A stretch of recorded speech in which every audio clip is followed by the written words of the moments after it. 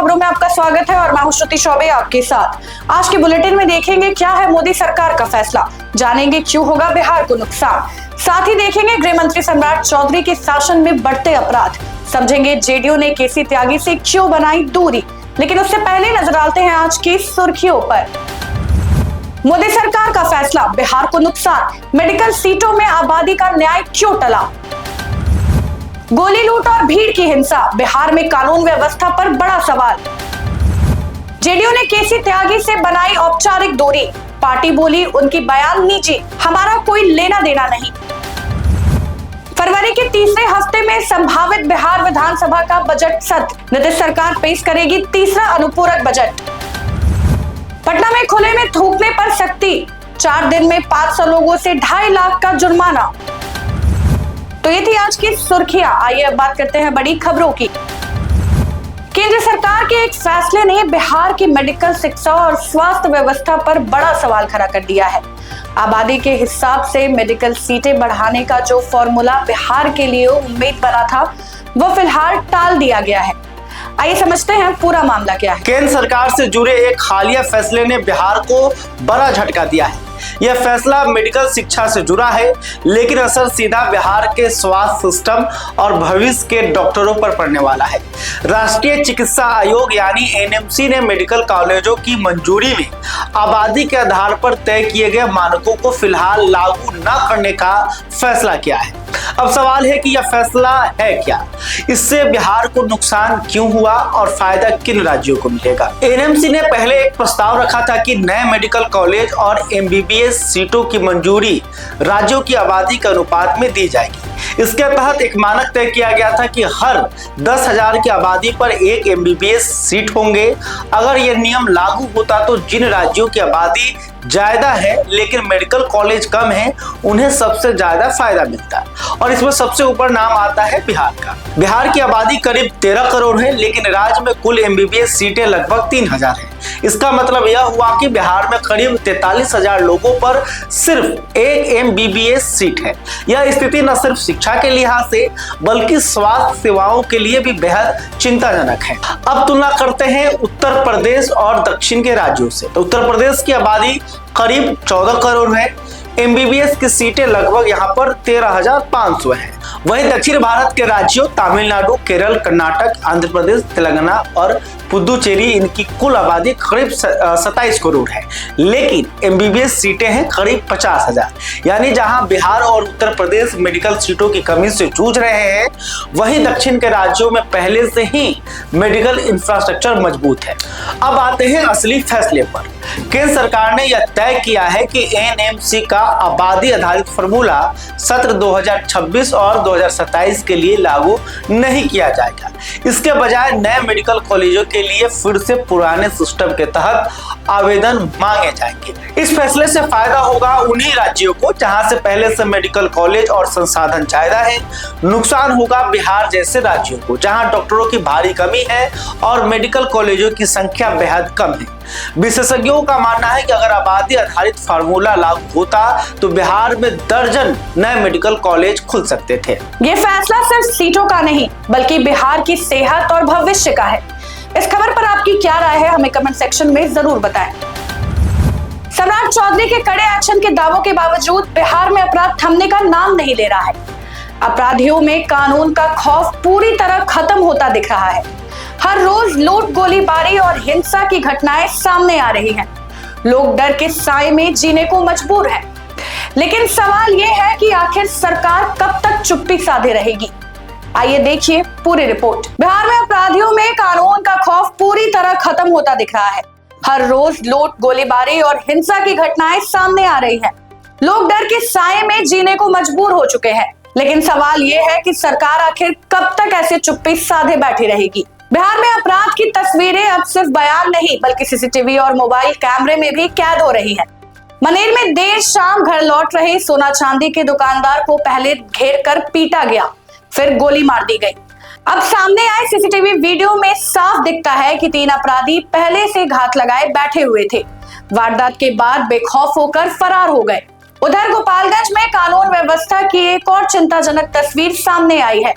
प्रतिबंधित मांस बेच रहे एक आरोप में ग्रामीणों ने एक युवक को पकड़कर सरेआम पीट दिया और कड़ाके की ठंड में उसे पोल से बांध दिया। वीडियो वायरल हुआ, आरोपी जेल पहुंच गया, लेकिन भीड़ की हिंसा पर अब तक कोई भी कार्रवाई नहीं की गई है। वैशाली के हाजीपुर में अपराधियों ने पूरे परिवार को गन पॉइंट पर लेकर आभूषण और नकदी लूट लिए। करीब 2 घंटे तक दहशत फैलाने के बाद अपराधी फरार हो गए। घर में लगे सीसीटीवी कैमरे में पूरी वारदात कैद हुई है। पुलिस जांच में जुटी हुई है, लेकिन अब तक कोई भी खुलासा नहीं हुआ है। और जमुई में तो हालत और भी डराने वाला है। थाना से महज 15 से 20 मीटर की दूरी पर 7 हथियारबंद अपराधियों ने थोक स्वर्ण व्यवसायी से करीब 50 लाख की लूट कर ली। विरोध करने पर व्यवसायी को हथियार के बट से मारकर घायल कर दिया गया। लगातार हो रही इन घटनाओं ने बिहार की कानून व्यवस्था पर गंभीर सवाल खड़े कर दिए हैं। कहीं अपराधी बेखौफ है तो कहीं लोग खुद कानून हाथ में लेने को मजबूर है।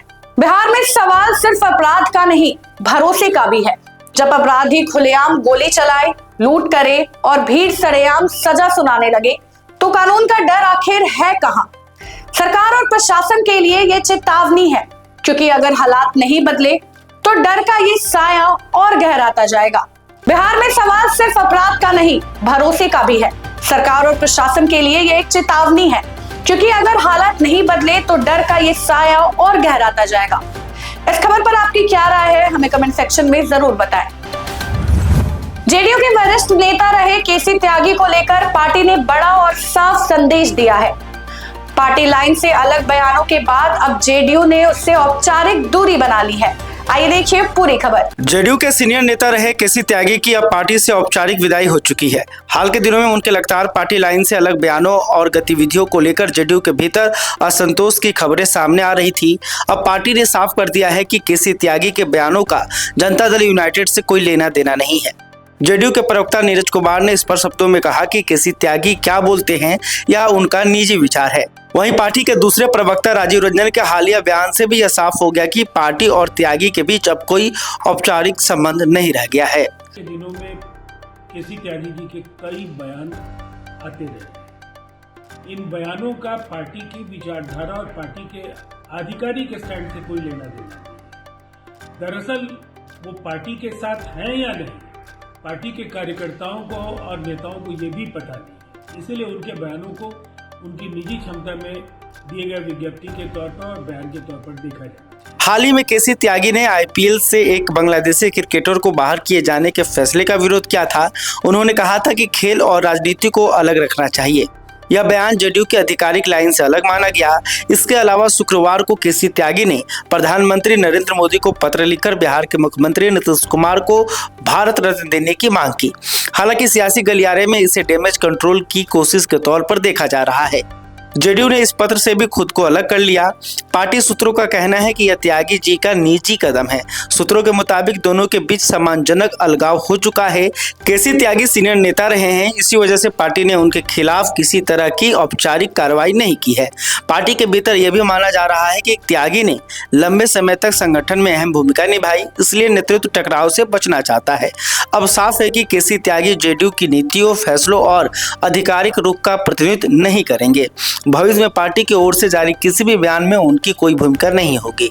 सम्मानजनक अलगाव के साथ जेडीयू ने संकेत दे दिया है कि पार्टी की नीति और बयान अब सिर्फ आधिकारिक मंच से ही तय होगी, निजी राय की कोई जगह नहीं है। इस खबर पर आपकी क्या राय है, हमें कमेंट सेक्शन में जरूर बताएं। तो ये थी आज की बड़ी खबरें। आइए बाकी खबरों को देखते हैं फटाफट।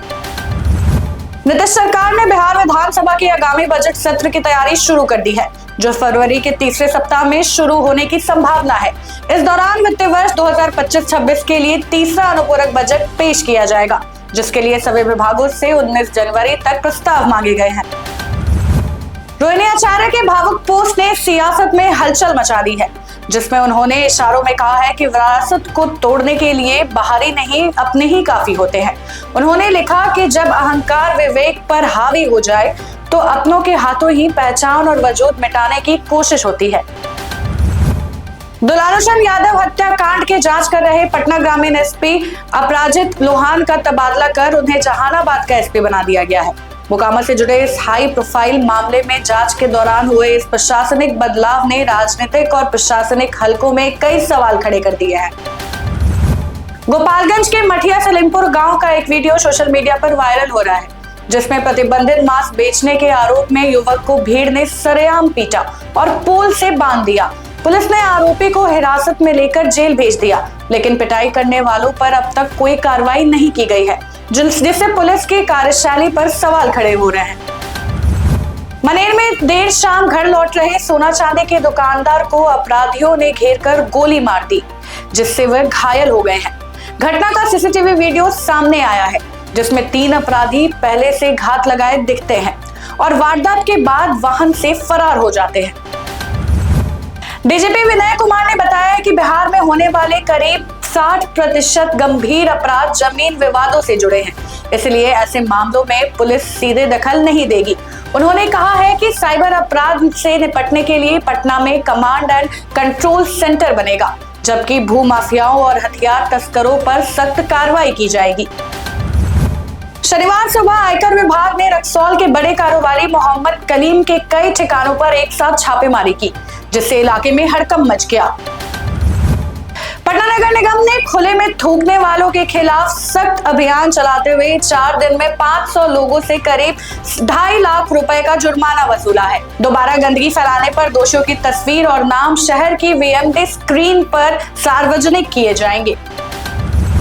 डीजीपी विनय कुमार ने अपराध में शामिल पुलिसकर्मियों और थानेदार को सख्त चेतावनी देते हुए 15 दिन का अल्टीमेटम दिया है। वर्दी की आड़ में अपराध करने वालों को नौकरी से बर्खास्त कर जेल भेजा जाएगा। वहीं भू माफियाओं और भ्रष्ट पुलिसकर्मियों पर भी कड़ी कार्रवाई के निर्देश दिए गए हैं। हिमालय से आ रही बर्फीली हवाओं से बिहार में कड़ाके की ठंड पड़ रही है। 16 जिलों का न्यूनतम तापमान 7 डिग्री सेल्सियस से नीचे पहुंच गया है। मौसम विभाग ने 32 जिलों में कोल्ड डे और घने कोहरे का ऑरेंज अलर्ट जारी किया है। वहीं ठंड के कारण पटना समेत कई जिलों में स्कूल बंद कर दिए गए हैं। फिलहाल के लिए बस इतना ही। बाकी की अपडेट्स के लिए बने रहे बिहार न्यूज़ टुडे के साथ। तब तक के लिए धन्यवाद।